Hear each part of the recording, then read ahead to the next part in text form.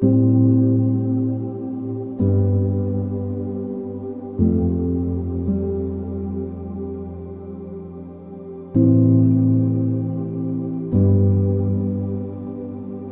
tinagal-tagal na ako ay naging pare, actually 30 years ago nang ako ay maging pare, wala akong natatandaan na ako ay binigyan ng formal na pagtatalaga bilang isang pare. Naglingkod na rin ako sa iba't ibang klase ng ministriya, pero dito ko lang naramdaman yung unang pagtatalaga.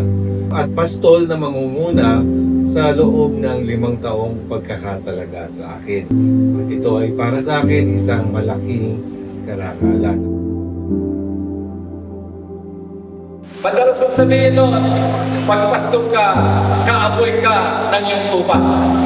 Live with your people. Kung anong struggle ng tao mo, struggle mo yan. Kung wala ngayon, Father Manny, mangangamoy ka na ng isda. Natutuwa ko dahil sabi ko nga makalipas ang 2 buwan matapos na ibigay sa akin itong aking appointment letter mula sa ating mahal na obispo, ay lubos nila akong tinanggap para akong nag-apply ng trabaho. Nag-OJT muna ako ng 2 buwan at pagkatapos ng 2 buwan, formal na akong tinanggap at itinalaga bilang pura-paro. Kung ano yung buhay, nakita nyo yung image ni Jesus ng yung good shepherd, pasan-pasan niya yung tupa na nawala. Yun po ang in-expect sa ating mga pastor. Ngayon naman, ako naman ang bagong driver na pinagkakatiwala niyo o inaasahan ninyong dadalhin ko kayo sa magandang direksyon na pareho pa rin ng sasakyan, pareho pa rin parokya, pareho pa rin pasahero, kayo pa rin yan, yung mga parokyano. At umaasa rin naman ako dahil sa inyong pagiging mga tapat na alagad, mga mananampalataya, ay sama-sama tayong tutugon sa mga programa at adhikain ng ating parokya. Pare, hindi lang taga-misa, hindi lang taga-libig, hindi lang taga-kasal, taga-binyan, kundi tagapagpahayag ng salita ng Diyos.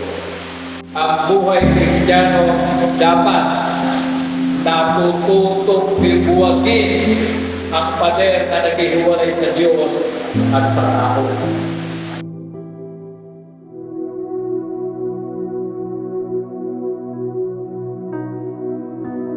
At sa iyong ministriya ay buong iniaalay natin sarili ng ating katawan na mayroon ko ang aking espiritu. Punuin mo po ang aking tensipan ng mga talaan at mga dakilang gawa.